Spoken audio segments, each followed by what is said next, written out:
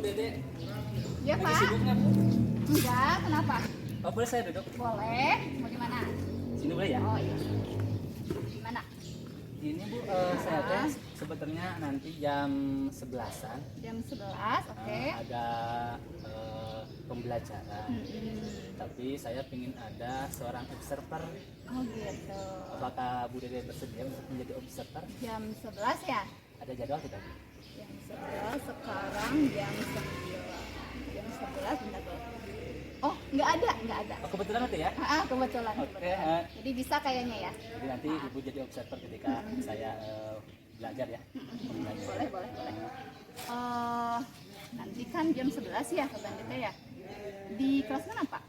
Yang ambilnya di kelas 11 IPA Bina, tapi pembelajarannya di fisika, Bu. Oh gitu. Fisika. Jadi pakai smartboard juga Smartboard, ya. iya. Oh, oke. Terkait itu tujuan yang akan Pak Bandi lakukan dalam proses pembelajaran itu apa, Pak? Tujuan pembelajarannya itu untuk meningkatkan hasil belajar siswa dengan model pembelajaran problem based learning pada materi asam dan basa. Oh, Itu. gitu. Itu tujuan pembelajarannya. Tujuan pembelajarannya jadi meningkatkan Hasil belajar hasil belajar dan peserta didik dalam meningkatkan prosesnya. prosesnya. Oh gitu ya. Ininya apa namanya? Kemudian Pak Bandi area pengembangan yang hendak dicapainya apa tuh dari proses pembelajaran itu? Jadi nanti pembelajaran yang saya akan gunakan itu pembelajaran diferensiasi, tapi yang diambil lebih ke diferensiasi proses dengan menggunakan model problem based learning dan KSE. KSE, kompetensi sosial emosional ya. Oke. Kemudian strategi yang disiapkannya nih sama Pak Bandi sebelum proses pembelajarannya itu apa? Kayak gimana? Strategi yang saya ini yang pertama saya menyiapkan perangkat pembelajaran. Perangkat pembelajaran itu pasti. Sesuai dengan model pembelajaran pelajari RPP, bahan ajar, media, KPP sampai ke evaluasinya. Evaluasinya itu yang pertama. Kemudian yang kedua mengenai KSE-nya, saya terapkan itu yang pertama kesadaran diri nanti siswa membaca doa diri sebelum pembelajaran. Itu yang pertama. Kemudian yang kedua manajemen diri. Dan nanti dilakukan speaking untuk mengecek kesiapan peserta didik apakah sudah siap atau belum untuk pembelajaran. Kemudian yang ketiga nanti saya akan yang pengambilan keputusan. Prosesnya kayak gimana? Nanti dilihat dari presentasinya, Bu. Presentasinya bisa juga dilihat dari diskusinya. Bagaimana dia tanggung jawab dengan apa yang dia ucapkannya, tanggung jawab apa tidak. Oke. Seperti itu ya, berarti nanti saya bisa masuk ya jam 11 ya. Langsung aja nanti, Bu ya. Ketika misalkan Di saya sudah kelas 11 IPA 5 ya. Di lem fisika. Oke, makasih ya Pak Bandi ya. Terima kasih juga, Bu. Iya, Saya tunggu, Bu ya. Iya, siap.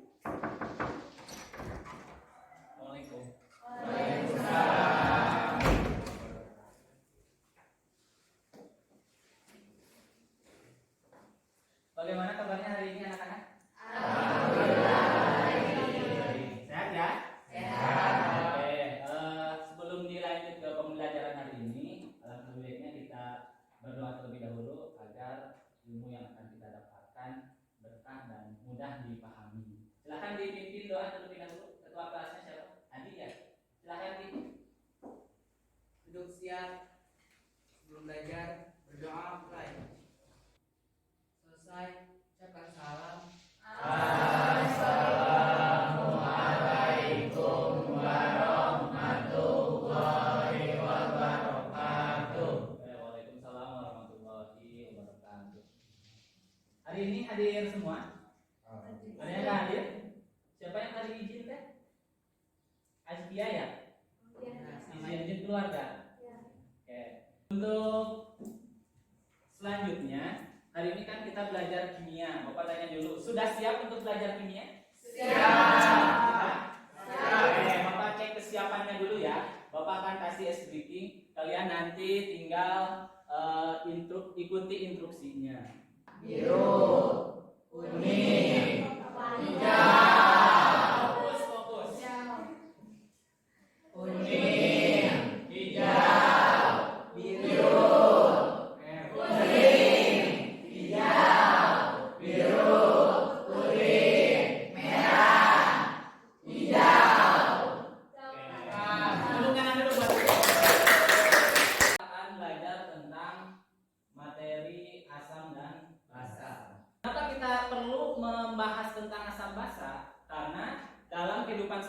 sehari-hari kita tidak lepas dari yang namanya asam dan basa.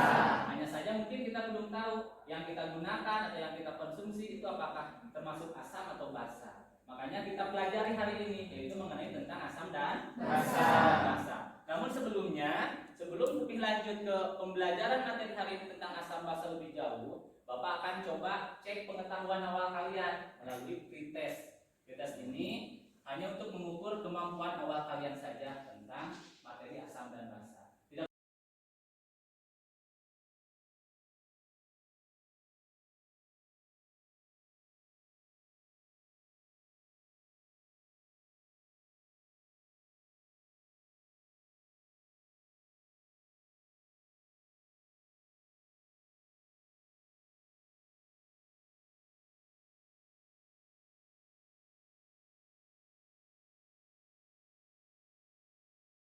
kita lanjut ke pembelajarannya.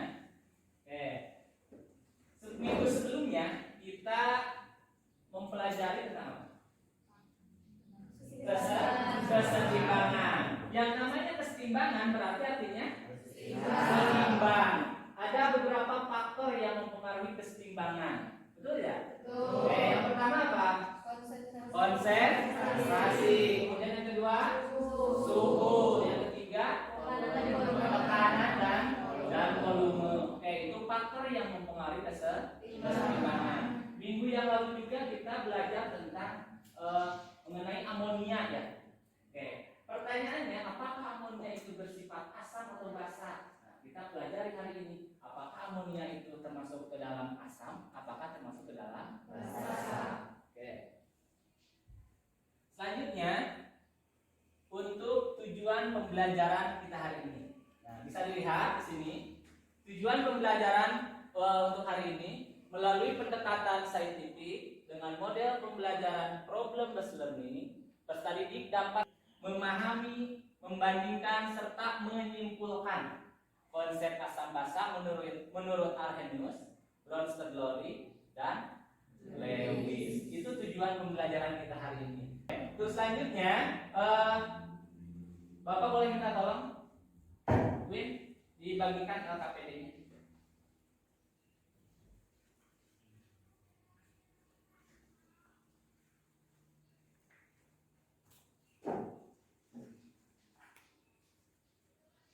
Kalau ada lebih boleh satu meja juga. Sudah dibuka ya. Nah, LKPD itu nanti sebagai acuan atau patokan kalian untuk pembelajaran hari ini dan besok. Sudah tertuang semua dalam LKPD. Jadi nanti disimak baik-baik LKPD-nya. Selanjutnya Bapak akan coba mulai dari pertanyaan pemantik. Pernahkah kalian mendengar kata asam atau basa? Pernah ya? Tidak asing lagi kan? Tidak. Bagaimana kalian mengetahui gambar-gambar di depan ini bersifat asam atau basa? Kira-kira dari apa? Dari rasanya. Selanjutnya, apakah bisa dituangkan ke tangan? Ada yang bisa, ada ya? Tidak. Apakah ketika tangan akan melepuh? Ada yang melepuh, ada ya? Tidak. Selanjutnya, Bapak sekarang akan bagi kelompok dulu ya. Bagi kelompok, dibagi 4 kelompok. Dari kalian di sini silakan berhitung 1 sampai 4. Ikuti instruksi Bapak ya. Yang 1 kelompoknya di sini, 2 di sini, 3 di belakang sini, 4 belakang sini. Tidak perlu ribut, langsung saja lakukan berkumpul sesuai kelompoknya.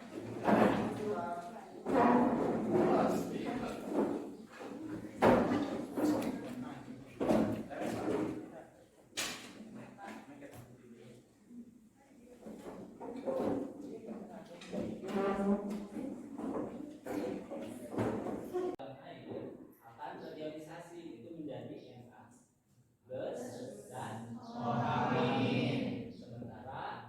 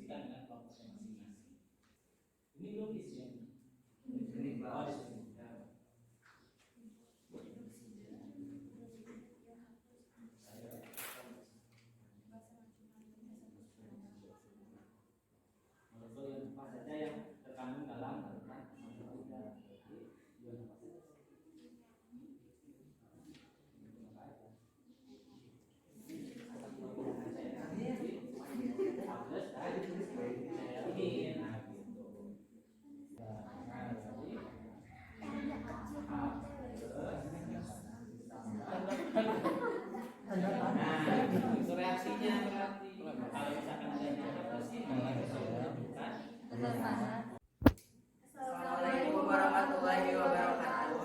Waalaikumsalam warahmatullahi wabarakatuh. Sebelumnya perkenalkan kami dari kelompok 4. Hari ini kami akan menjelaskan tentang asam dan basa menurut Bronsted Lowry yang akan dijelaskan oleh rekan saya. Baik. Di sini kan tertulis asam konjugasi dan basa konjugasi. Kenapa bisa disebut asam konjugasi dan basa konjugasi? Menurut Bronsted Lowry, asam konjugasi adalah spesies kimia yang mengalami kelebihan proton. Seperti yang di sini kan ini kelebihan proton karena kan tadi didonorkan oleh H2O. Jadi ini kelebihan proton. Untuk basa konjugasi adalah spesies kimia yang mengalami kekurangan proton. Seperti bisa kalian lihat di sini, karena telah mendonorkannya, otomatis di sini juga kekurangan proton. Sekian dari kami. Apakah ada yang ingin ditanyakan kembali? Mohon untuk menjelaskan ulang untuk reaksi yang dibahas tadi. Ingin menjelaskan kembali ya.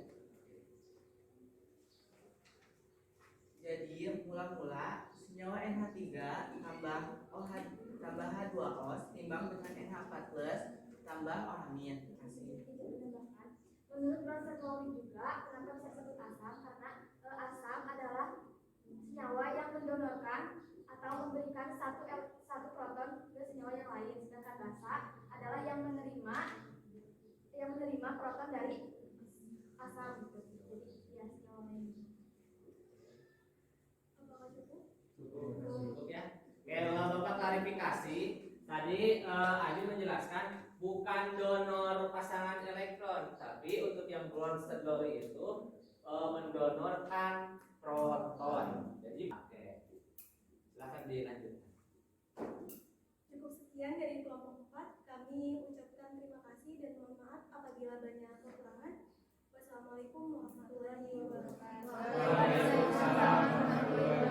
LKPD dari awal sampai akhir, kita coba jawab pertanyaan-pertanyaan yang ada di LKPD di lembar terakhir. Kita bahas bareng-bareng ya. Oke, coba lihat. Untuk yang pertama, apa yang dimaksud dengan asam dan basa menurut Arrhenius? Ada yang mau berpendapat, Cung? Silakan, Per. Memberikan pendapat. Menurut hasil diskusi kami, basa adalah senyawa yang melepas ion hidroksida OH- dalam air.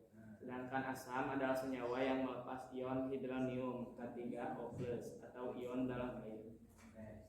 Bisa dipahami atau sama atau ada yang berpendapat lain untuk yang nomor 1? Sama ya. Oke, selanjutnya kan kemarin kita di awal pembelajaran, sebelum pembelajaran ada pretest ya. Sekarang Bapak ingin tahu post testnya sejauh mana ketika kalian sudah melakukan pembelajaran, nilai post testnya. Silakan dibuka Google Form yang sudah Bapak share di grup kelasnya dan silakan diisi Google Form-nya. Awas jangan sampai saling contek.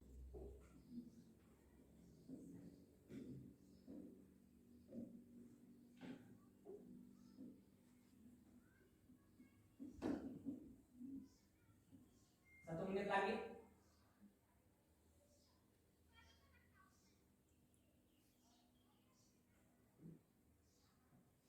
Ada yang sudah bisa menjawab semua? Kita coba simpulkan bersama mengenai pembelajaran yang kita lakukan 2 pertemuan atau 2 hari terakhir ini. Oke, berarti kan kita belajar tentang apa? Asam basa. Teori asam basa itu berarti ada berapa? 3. Yang pertama dikemukakan oleh Arrhenius, yang kedua Bronsted Lowry, yang ketiga Lewis. Yang membedakan Arrhenius itu asam itu apa? Adanya ion hidronium atau H+. Kalau basa berarti OH-. Kalau untuk yang di Bronsted Lowry asam itu senyawa yang menyumbangkan apa? Proton. Kalau basanya menerima proton. Terakhir, kalau yang Lewis itu asam itu menerima pasangan elektron. Kalau basa menerima pasangan elektron. Awas kebalik antara yang Bronsted Lowry sama yang Lewis. Kalau yang prosedlori mah berkaitan dengan proton, kalau yang asam basalewis mah berkaitan dengan pasangan elektron bebas. Bisa dipahami?